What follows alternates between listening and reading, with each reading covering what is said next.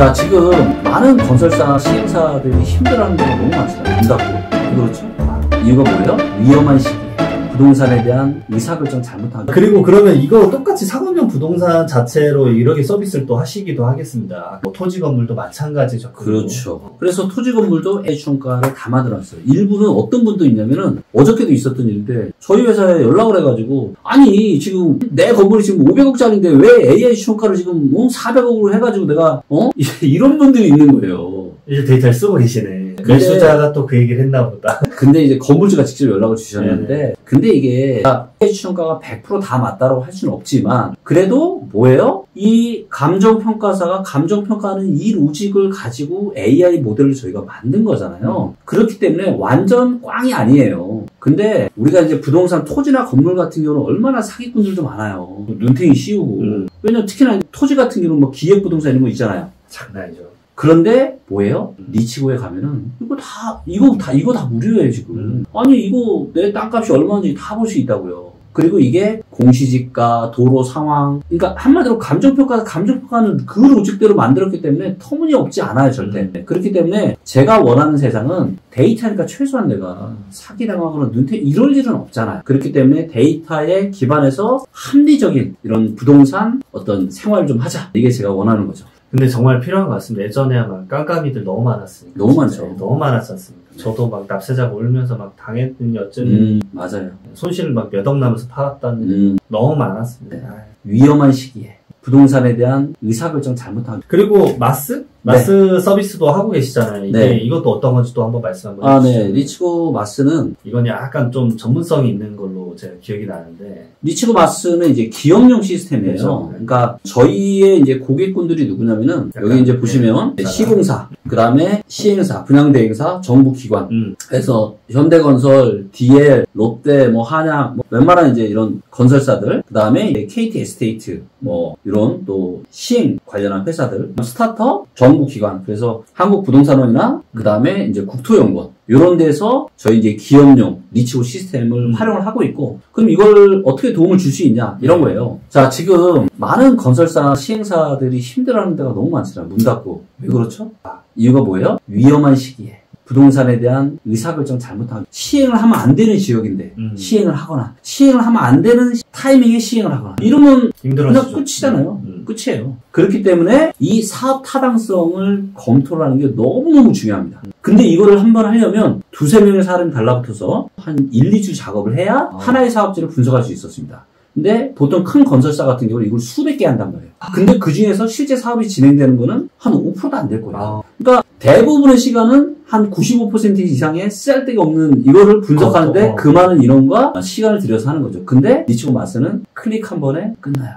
클릭 한 번 하면은 그 지역에 대한 사업 타당성 검토, 적정 분양가까지 자동으로 다 나옵니다. 적정 분양가까지. 그리고 이제 얘도 이제 계속 업데이트가 지금 되고 있는데 사실 점점 다듬고 계시잖아요. 계속 이제 성장을 하고 있죠. 그래서 지금 이제 모 건설사, 그러니까 어떤 좀 대형 건설사들은 이제 저희 리치고 마스를 기반을 해서 커스터마이징, 그러니까 각각의 건설사에 맞는 이런 이제 시스템을 저희가 구축도 해드리고, 또 어떤 기업, 어떤 건설사하고는 뭘 만들고 있냐, 유망 수주 지역.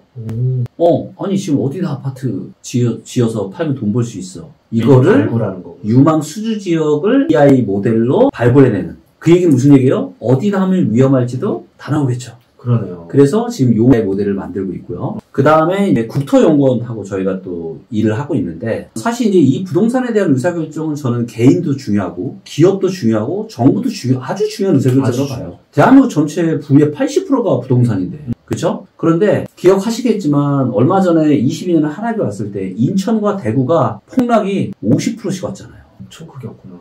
그러니까 이거는 그냥 내 전 재산의 절반이 싹 날아가는 거예요. 너무너무 심각한 거죠. 근데 그렇게 많이 떨어진 이유가 뭐냐? 공급이 너무 많이 했어요. 그렇죠. 대구는 공급이 좀 많죠. 그래서 지자체에서도 이 적정 공급 물량이 얼마인지를 이걸 알고, 그리고 거기에서 크게 벗어나지 않게 인허가를 내줘야 돼요. 근데 이제 그런 게 없다 보니까 그냥 지었던 거죠. 그래서 지금 이제 국토연구원에서 저희 회사는 하고 있는 게 뭐냐, 지역별 적정 공급 물량이 얼마인지를 모델을 만들고 있습니다. 그러면 말 그대로 공급 차원에서도 호흡을 조절해 가면서 그렇죠. 정책을 짜자. 그렇죠. 그러면 어떤 일이 발생을 할 거냐? 인천과 대구 같은 공급폭탄이 앞으로 없어질 겁니다. 그럼 뭐예요? 부동산 시장의 안정화에 저희 회사 기술이 엄청나게 기여를 하는 거죠. 그래서 아마도 이제 지금 첫 프로젝트를 올해 시작했고 내년에는 지금 국토교통부에서 굉장히 관심이 많은 프로젝트로 제가 알고 있고 아마 내년이 되면 이 프로젝트도 더 커지지 않을까. 그래서 저희의 기술력이 좀 대한민국 부동산 시장의 안정화와 투명화에 많은 기여가 좀 됐으면 좋겠어요. 아주 좋은 일을 하고 계십니다. 네. 선배님이란 게 너무 아닙니다. 참 저도 이런 큰 포부를 가지고 제가 사업을 시작을 했는데 이게 참 사업이라는 게 진짜 쉽지 않은 것 같아요. 근데 그래도 이제 많은 또 좋은 또 뭐 건설사나 은행이나 또 VC분들의 좀 좋은 투자나 이런 걸로 저희 회사가 그래도 이제는 많이 안정화된 것 같습니다. 대표님이 다 발 뻗고 일하시기 때문에 그런 거 아니겠습니까? 자, 그러면 다음 질문으로 좀 넘어가 보겠습니다. 사실 이런 데이터적으로 접근을 하시니까 사실 더 잘 보이실 것 같은데 제가 궁금한 건 약간은 지금 하반기도 있지만 하반기 뭐 약간 제가 봤을 때는 지금 잠깐 주춤하는 상황이 약간 대출이 묶여가지고 그런 것 같기는 한데 각종 채널에서도 사실 시장 분석 의견 좀 주고 계시잖아요. 네. 아까 말씀 잘 주신 것 같아요. 무조건 하락론자라고 생각하시는 분들도 많은데 그건 아닌데 오해하시는 분들도 많은 것 같은데 데이터적으로 지금 보셨을 때는 25년 상반기의 느낌은 좀 어떠신지. 제가 이제 2024년 부동산 시장 전망을 제가 뭐라고 했냐면 상중하자라고 했습니다.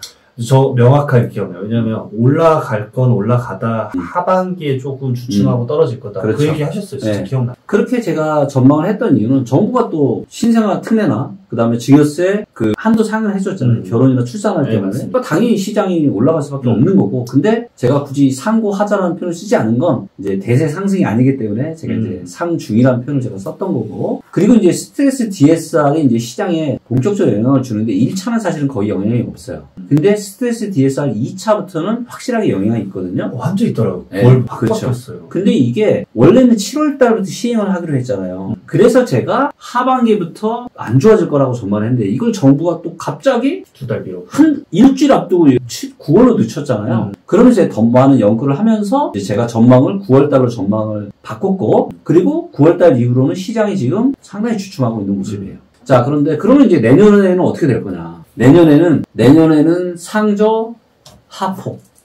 네. 나 방금 하락론자 아니라 그랬는데. 아니, 근데 이게. 데이터적으로 봤을 때는 이게, 이제는 이제 끝났습니다. 이미 이제 팔기도 너무 힘든 시장이 됐어요, 이미. 매물은 너무 많이 쌓여있고, 수급을 봤을 때도 팔려는 사람 너무 많고, 사려는 사람이 이미 완전 쪼그라들었어요. 자, 거기다가 왜 제가 2025년 하반기를 더 안 좋게 보느냐? 바로 스트레스 DS 3차가 시행이 됩니다. 아마 하반기라고 지금 예정을 하고 있는데. 네, 그래서 일단 반등이 나오면서 서울의 상당수 지역은 다시 또 이미 정고점을 돌파한 일부 지역도 있고요. 그래서 머리 꼭대기까지 온 적도 있고 상단에서 다시 반등이 나오면서 어깨가 아니라 지금 코 위로까지 올라왔습니다. 거품이 너무 많은 상태예요. 자, 그런데 여기에 가장 중요한 대출을 지금 조이고 있습니다. 그리고 이게 점점점 더 조이고 있어요. 자, 그리고 내년에는 아마 경기 침체에 대한 우려도 저는 상당히 많아질 거라고 봐요. 제가 요즘 최근에 카톡방 보면 대기업들이 인원 감축가 심각해요, 지금. 네, 좀 많이 보고 있어서 그런 거. 그럼요. 경기가 안 좋아지면 저 사업도 그렇고 이제 대표님 사업도 사실 타결이 입잖아요. 맞습니다. 근데도 이게 쉽지가 않잖아요, 네. 진짜로. 지금 돌아가는 상황들을 보면은 진짜 심각해요. 이미 중소기업이나 자영업자들은 지금 막 너무너무 힘들고 그다음에 그나마 대기업들이 수출도 좀 잘하고 해서 이제 경제가 좀 버텨놨던 건데 지금 대기업들 구조조정이 엄청납니다. 엄청나요. 그 얘기는 무슨 얘기예요? 지금 뭔가 엄청난 지금 쓰나미가 올 수 있다. 그래서 만약에 이제 내년에 만약에 진짜 어떤 금융위기나 이런 데처럼 경기 침체가 혹시라도 온다. 그러면은 부동산 시장은 아마 정말 엄청난 폭락장이 다시 한번 올 수 있다. 이렇게 좀 바라보고 있습니다. 사실 뭐 대표님도 그 폭락을 바라지 않잖아요. 왜냐면 바라지 않죠. 왜냐면은 많은 분들이 그래요 오해하시는데 그러게 되면은 사실 사업하시는 게 부동산 기반 사업인데 이 부동산 기반 사업이 망해요. 그럼요. 그러니까 전혀 바라고 있지 않으시지만 그래도 데이터랑 그다음에 대출이랑 세금 정책에 맞물려서 말씀을 주시는 거죠. 네. 근데 이게 이렇게 말하는 것도 쉽지가 않잖아요. 내 사업이 말아먹고 있는데도 하나하나 이런 데이터를 말하는. 근데 이게 뭐냐면은 혹시 이제 이런 투자 의사 결정을 잘못해서 혹시 나락에 떨어져 보신 적 있으세요?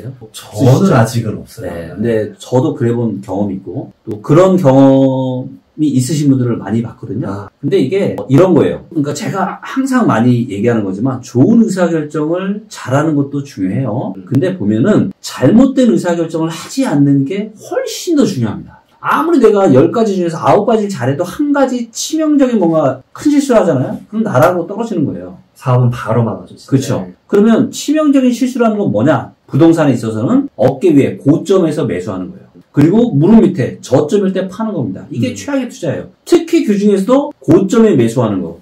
이건요, 인생이 날아가는 거예요. 진짜 날아가죠. 자, 지금은 그나마 반등이 좀 들어와서 그런 얘기가 없어졌지만, 기억 안 나세요? 22년 하반기에 엄청난, 거의 대다수의 전문가들이 전혀 예상 못한 엄청난 폭락이 순식간에 났잖아요. 그때 어떻게 됐어요? 그것 때문에 지금 경매당하고 파산하고 맞아요. 이런 분들이 얼마나 많아요. 그게 경매로 와서 지금 18년 만에 경매 물량이 최고지 않습니까? 그렇죠. 그리고 부동산 관련한 기업들이 다 나자빠지는 게 뭐예요? 그때 그 충격 때문에 지금 그런 거잖아요. 그래서 저는 이게 너무 안타까운 거예요. 너무 안타까운 거예요. 근데 대부분의 부동산 전문가들은 뭐예요? 그냥 공급 데이터, 본인들이 아는 그냥 그런 것만 가지고 얘기를 하다 보니까 지금도 계속 올라가는데 너무 위험한데 지금. 그래서 저는 어떤 좀 제가 뭐 엄청 큰 사명 이런 건 아니지만 그래도 좀 데이터에 기반해서 많은 사람들이 합리적인 좀 의사결정을 했으면 좋겠고 너무나도 위험한 시기니까 이럴 때 자칫 잘못 사는 거는 내 인생이나 내 사업을 완전 나락으로 떨어뜨릴 수 있는 너무너무 위험한 잘못된 의사결정이 될 수 있기 때문에 제가 이런 이야기를 하는 거죠. 사실 이렇게 댓글로 엄청난 상처받으신 것도 많으셨을 텐데 진짜. 네, 저는 그렇게 생각합니다. 제가 모두를 다 만족시킬 수 없어요. 그리고 특히나 부동산을 갖고 있는 사람과 갖고 있지 않은 사람의 아주 다르죠. 이게 내 재산이 걸려있기 때문에 네. 저도 여전히 부동산 자산이 꽤 있습니다. 저도 올랐으면 좋겠어요. 정말. 제가 대표님 그 물건 하나를 이제 돈 들인 바가 있는데 떨어지면 안 되세요. 근데 이걸 말하는 게 쉽지가 않다는 걸 진짜 많은 분들이 알았으면 좋겠더라고요. 그럴 수밖에 없는 게 저는 데이터에 기반해서 얘기를 하는 사람이니까 제가 있는 그대로를 얘기해야지 이걸 뭐 어떻게 제 인센티브가 걸려있다라고 해서 저의 개인적인 의지가 있다라고 해서 올라갈 거예요. 이렇게 얘기를 할 수 없는 거죠. 진실된 말씀 너무 최근에 부동산 사신 분들은 다 적자예요. 왜? 이 진짜 부자들은 다 갖고 있잖아요.